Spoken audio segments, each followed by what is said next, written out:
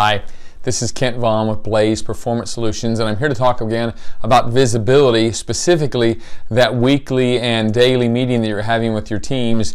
Just some best practices we've gotten from clients. 4 of them I want to cover quickly.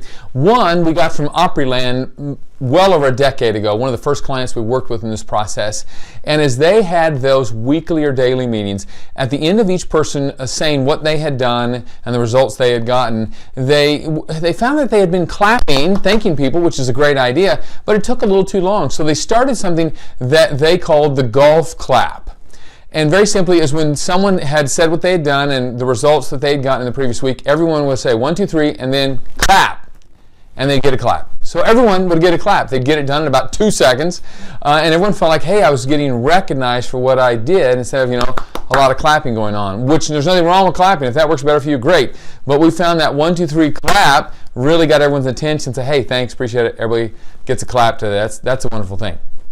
Number 2 comes from our lawn chemical and pest control clients, and they've come up with kind of the same idea, and that is they have these techs out every single day spraying chemicals in the yards of their clients, or they're spraying chemicals in their businesses or homes, and they are trying to do that job well. And one of the things they found to grow their business, those lawn techs and those pest control techs realized that they could do some things to grow the revenue of the organization too. They hadn't thought about that before. And in both cases, what they started doing is hanging little door hangers that say, hey, I just sprayed the chemicals on your neighbor's yard on 3 or 4 houses in either direction of the home they were spraying. If it was a yard treatment or a pest control treatment, they would just go to 3 or 4 houses on each side of the home and hang these on the doorknobs of the homes. If they were working on a business, they would pass it out to 2 or 3 businesses right around the area of that company saying, hey, we just sprayed chemicals on their lawn, or we sprayed chemicals in their offices to reduce the bugs and improve the pest control situation. And in both cases, these techs felt more engaged because they realized they could do something to grow the business, and they were doing something that was really having a very positive impact on the business. So another positive thing that came out from another client's meetings. The third one is a client that we had many, many years ago that was in the children's shoe business. And what you'd have is parents coming in with their kids in tow trying to buy them shoes. And the first question they'd ask is what size do they wear? And every parent would answer the same question, the same way. I don't know. I haven't looked. Let's pull off their shoes and look. And so what they started doing was every time a parent walked in with their children in tow to buy shoes for them, they would say, would it be okay if we take a moment and measure your child's foot? Now, there's something magical in terms of customer service when you take the time to kneel down in front of the child and their parent and remove their shoe or sandal and measure their foot. Talk about showing appreciation and offering some real customer service. And instead of saying to the parent, and the parent goes, I don't know, let's figure that out. They would just start offering that automatically. It's amazing what happened to their sales instantly, because the parent would feel a little bit of responsibility, because here they had already shown me some great customer service by taking the time to measure my child's foot instead of asking me a question that I invariably don't know the answer to.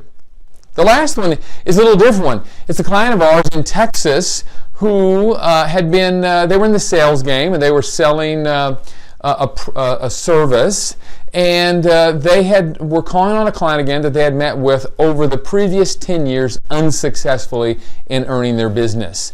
And so this vice president who was making the presentation to this prospective client, when he went in, he said, now for the last 10 years we've met and we haven't earned your business, and what people tend to do is show you X, Y, and Z about why they're so good at their business and what they've done in other businesses. He said, I want to show you something very, very different. And what he showed them was a precursor to our Execution in Your Pocket product, that tool that you're using right here. And he said, let me show you what we're doing to help all of our people stay on track with serving our customers more effectively. We're trying to improve customer loyalty and customer retention, and here's what we're doing with them. And here he now showed the client Execution in Your Pocket. He showed them, the weekly commitments and the daily actions and behaviors, the reminders of the goals. He showed what people actually were doing day in and out to improve customer loyalty and improve the customer experience. At the end of the presentation, the vice president on the other side of operation was quiet for a moment, and she said, wow, I am blown away. Yes, you get the business. You just won the contract. We want to try you because of what you're showing me. I think you're going to be more consistent than anyone we've ever had before. And number two, can I talk to those people at Blaze? Let me find out about that system and see how we might use that in our own organization. So just some ideas for best practices of what to get out of your meetings and what you might get out of those meetings, not just a return and report, but a return and report with some ideas that could fundamentally improve the results you're getting. Have a great day. Again, this is Kent Vaughn with Blaze Performance Solutions.